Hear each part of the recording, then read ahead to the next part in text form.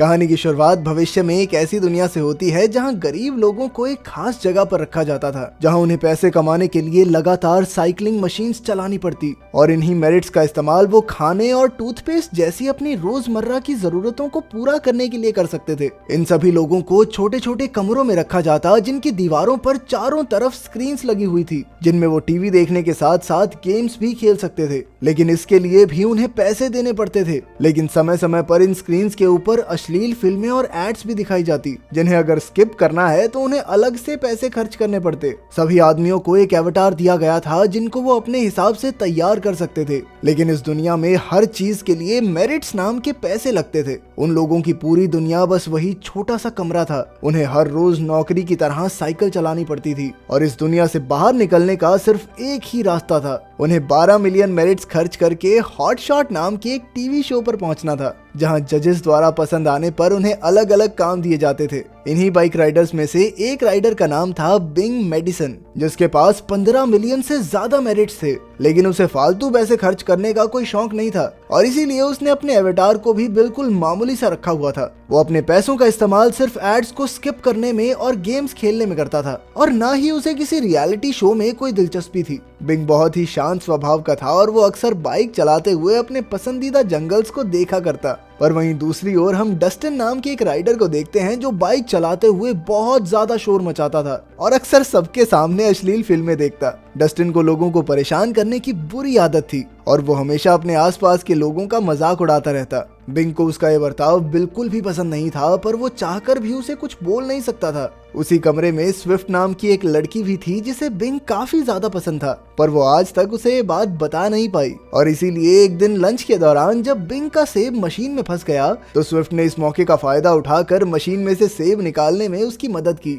जिसके बाद वो बिंग के साथ बातचीत आगे बढ़ाना चाहती थी, पर बिंग सिर्फ उसे धन्यवाद कहकर वहां से चला गया। उसी रात टीवी देखते समय उसकी स्क्रीन पर एक ऐड आई, जिससे परेशान होकर उसने अपनी आंखें बंद कर ली और इसी वजह से उसके कमरे में एक अलार्म बजने लग गया, जिसका मतलब था कि वो अपनी आंखें बंद नहीं कर सकता। इसीलिए बिंग ने कुछ पैसे खर्च करके एक मूवी देखने का फैसला किया। अगली सुबह लिफ्ट में उसकी नजर एबी नाम की एक नई लड़की पर पड़ी। उसी दिन बाथरूम में बिंग को एक बहुत ही प्यारी आवाज सुनाई दी और वो आवाज किसी और की नहीं बल्कि एबी की ही थी, जिसे सुनते ही बिंग को उससे प्यार हो गया और अब वो एबी से दोस्ती करना चाहता था। लेकिन उसे समझ नहीं आ रहा था कि आखिर वो उससे क्या बात करे और उसी वक्त टीवी पर एक ऐड आई, जिस वजह से वो दोनों चुपचाप अपनी साइकिल्स पर वापस आ गए। साइकिल चलाते वक्त भी बिंग की नजर एबी के ऊपर ही थी, जिसे देखकर स्विफ्ट को बहुत ज्यादा जलन हो रही थी। लंच के दौरान एबी ने पेपर बैग से एक पेंगुइन बनाया, जिसे वो अपनी बाइक पर रखना चाहती थी, पर सफाई कर्मचारी ने इसके लिए साफ इनकार कर दिया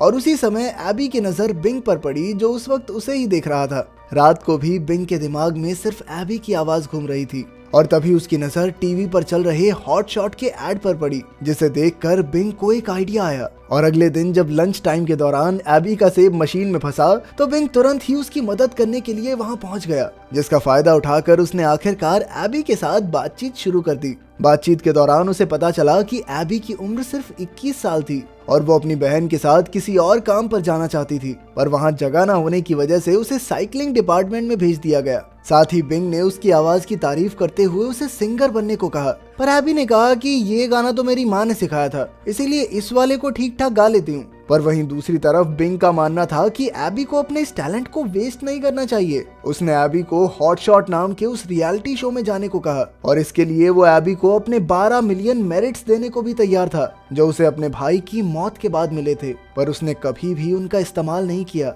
बिंग किसी भी तरह से एबी को एक अच्छी जिंदगी देना चाहता था और उसके बार बार कहने पर एबी भी इसके लिए तैयार हो गई। उसी शाम अपने कमरे में पहुंचकर एबी ने देखा कि शो की टिकट का दाम 12 मिलियन से बढ़ाकर अब 15 मिलियन कर दिया गया था, जिसका मतलब ये था कि टिकट लेने के बाद बेचारे बिंग के पास सिर्फ 9000 मेरिट बचने वाले थे। पर उसने फिर भी एबी को वो टिकट गिफ्ट करने का फैसला किया। उधर एबी को टिकट मिलते ही उसने जवाब में बिंग को अपने अवतार से एक किस भेजी। अगली सुबह वो दोनों लिफ्ट लेकर उस फ्लोर पर गए जहां पर हॉट शॉट को रिकॉर्ड किया जाता था और रास्ते में एबी ने बिंग को एक कार्डबोर्ड पेंगुइन दिया, जिसे वो आराम से अपनी जेब में छुपा भी सकता था। एबी के चेहरे पर घबराहट साफ दिखाई दे रही थी और इसीलिए बिंग ने उसकी हिम्मत बढ़ाने के लिए उसका हाथ पकड़ लिया। उस फ्लोर पर पहुंचकर एबी ने सबसे पहले सिक्योरिटी गार्ड को अपनी टिकट दिखाते हुए बिंग को अपने परिवार का हिस्सा बताया जिसके बाद बिंग के हाथ पर एक स्टैंप लगाई गई जिसकी मदद से वो भी शूटिंग देख सकता था। इसके बाद उन्हें एक वेटिंग रूम में ले जाया गया जहां काफी सारे लोग पहले से ही अपनी बारी का इंतजार कर रहे थे, जिनमें से कुछ लोग तो एक हफ्ते से वहीं पर बैठे हुए थे। पर एबी की खूबसूरती को देखते हुए टीम ने उसे स्टेज पर जल्दी भेजने का फैसला किया, जिसे सुनते ही वहां मौजूद ग्लीक नाम का एक सिंगर बहुत ज्यादा गुस्सा हो गया, क्योंकि वो पहले ही कई दिनों से अपनी बारी का इंतजार कर रहा था। लेकिन बाउंसर ने फिर भी किसी तरह ग्लीक को शांत करवा दिया, जिसके बाद वो एबी और बिंग को बैक स्टेज पर लेकर आया, जहां एक छोटे से स्क्रीन टेस्ट के बाद एबी को एक खास ड्रिंक दी गई, जिसके लिए एबी ने कई बार मना किया, पर टीम के मुताबिक सभी कंटेस्टेंट्स को ये ड्रिंक पीना जरूरी था और ये उनकी घबराहट को काबू में रखने के काम आती थी। पर उस ड्रिंक को पीते ही एबी को थोड़ा सा नशा होने लग गया, लेकिन वो फिर भी किसी तरह स्टेज पर चली गई, जहां होप, चैरिटी और रैथ नाम के 3 जजेस पहले से ही उसका इंतजार कर रहे थे। एबी के वहां पहुंचते ही चैरिटी ने उसे गाना गाने को कहा, पर वहीं रैथ बार बार उसे अपने कपड़े उतारने को कह रहा था, जिसकी बातों को नजरअंदाज करते हुए एबी ने अपना गाना सुनाया, जो ग्लीक के अलावा सभी दर्शकों को काफी ज्यादा पसंद आया। उधर होप और चैरिटी को भी उसकी आवाज काफी पसंद आई थी, पर वहीं रैथ पूरा समय बस बोर हो रहा था। लेकिन सभी जजेस का मानना था कि एबी को अपनी सुंदरता की वजह से रैथ के चैनल में काम करना चाहिए, जो कि असल में अश्लील फिल्में बनाता था, और जजेस के हिसाब से मार्केट में पहले ही काफी सारे सिंगर हैं, तो इसीलिए अगर एबी को साइकिलिंग की दुनिया से बाहर निकलना है तो उसके पास बस यही एक तरीका है। वहीं बिंग बैक स्टेज से ये सब देख रहा था, पर जैसे ही वो एबी को बचाने के लिए आगे बढ़ा तो बाउंसर्स उसे जबरदस्ती घसीट कर बाहर ले गए। इधर एबी अभी भी नशे में थी और आखिरकार उसने रैथ के चैनल में काम करने के लिए हामी भर दी, पर अंदर ही अंदर वो इस फैसले से बिल्कुल भी खुश नहीं थी और इसीलिए वो बेचारी रो रही थी। उधर अपने कमरे में बैठी हुई स्विफ्ट भी उसके इस फैसले से बिल्कुल खुश नहीं थी। कुछ दिन बीतने के बाद भी बिंग इस सदमे से बाहर नहीं आ पाया था और वो अक्सर एबी के दिए हुए उस पेंगुइन को ही देखता रहता। साइकिलिंग करते हुए डस्टिन ने अचानक से एबी का इंटरव्यू लगा दिया, जिस वजह से बिंग को ना चाहते हुए भी वो पूरा इंटरव्यू देखना पड़ा। पैसे कम होने की वजह से अब बिंग को सिर्फ जंक फूड ही खाना पड़ता था। अब बेचारे बिंग के पास अच्छा खाना खाने के पैसे तक नहीं थे। एक शाम गेम खेलते हुए अचानक से उसके सामने एबी की पहली फिल्म का एड आ गया और पैसे कम होने की वजह से वो चाहकर भी उस एड को स्किप नहीं कर सकता था। बिंग किसी भी हाल में उस एड को नहीं देखना चाहता था, पर जैसे ही उसने अपनी आंखें बंद की तो बहुत तेज आवाज में अलार्म बजने लग गया, जिसके बाद वो उस एड को देखने के लिए मजबूर हो गया। एबी को इस हाल में देखकर बिंग को बहुत ज्यादा गुस्सा आ रहा था और उसने स्क्रीन पर मुक्के मारने शुरू कर दिए और उसके लगातार हमले की वजह से उसके कमरे की एक स्क्रीन टूट भी गई। पर तभी उसकी नजर जमीन पर गिरे हुए कांच के टुकड़े पर पड़ी और उसने तुरंत ही उस कांच के टुकड़े की मदद से अपने हाथ में बने हॉट शॉट के स्टैंप को मिटाना शुरू कर दिया। जिसके बाद उसे एक आइडिया आया और अगले ही दिन से बिंग ने ज्यादा से ज्यादा मेरिट्स इकट्ठे करने शुरू कर दिए, जिसके लिए वो सबसे पहले साइकिल चलाने पहुंच जाता और साथ ही अपने खर्चे कम करने के लिए उसने ना के बराबर टूथपेस्ट इस्तेमाल करना शुरू कर दिया। अब वो खाना भी नहीं खरीदता था और अपनी भूख मिटाने के लिए मशीन में फंसे हुए सेब और लोगों के बचे हुए खाने का इस्तेमाल करता। अब वो शाम को गेम्स खेलने की बजाय डांस प्रैक्टिस करने लग गया और कुछ ही समय में बिंग ने वापस से 15 मिलियन मेरिट्स कमा लिए, जिसका इस्तेमाल उसने हॉट शॉट की एक टिकट खरीदने के लिए किया। शो के दिन बिंग चुपचाप उस टूटे हुए कांच को छुपा कर अपने साथ ले गया और कांच को तो कोई मेटल डिटेक्टर मशीन भी नहीं पकड़ पाई।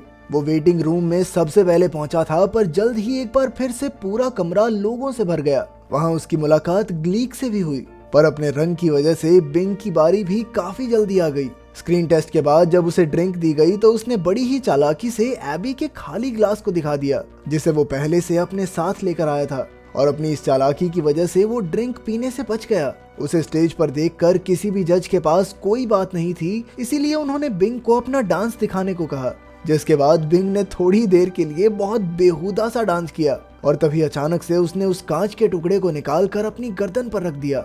उसने सभी जजेस को पीछे रहने की धमकी दी। रात को तो उसकी इस धमकी से कोई फर्क नहीं पड़ा, पर होप और चैरिटी ने सिक्योरिटी को रोकते हुए बिंग को अपनी बात कहने को कहा, जिसके बाद बिंग ने अपने दिलो दिमाग में भरी हुई पूरी भड़ास निकालनी शुरू कर दी। इसके बाद उसने पूरे सिस्टम को कोसते हुए सभी जजेस की भी बेइज्जती करनी शुरू कर दी। बिंग इतना ज्यादा भरा हुआ था कि उसकी बात खत्म होने तक सभी लोग शांत हो गए थे, पर होप के मुताबिक तो ये हॉट शॉट की सबसे बेहतरीन परफॉर्मेंसेस में से एक थी और उसके मुताबिक लोग बिंग की बातों से जुड़ सकेंगे। और इसीलिए अब वो चाहता था कि बिंग उसके चैनल पर आकर हफ्ते में 2 बार सभी लोगों के सामने ये बातें रखे। चैरिटी और रैथ भी इस बात से सहमत थे। उधर एबी की ही तरह सभी दर्शक बिंग के लिए भी तालियां मारकर उसे इस डील को लेने के लिए फोर्स कर रहे थे और आखिरकार बिंग भी इस डील के लिए तैयार हो गया। कुछ दिनों बाद ग्लीक भी उस शो पर आई, पर उसकी बेसुरी आवाज की वजह से उसे बाहर निकाल दिया गया।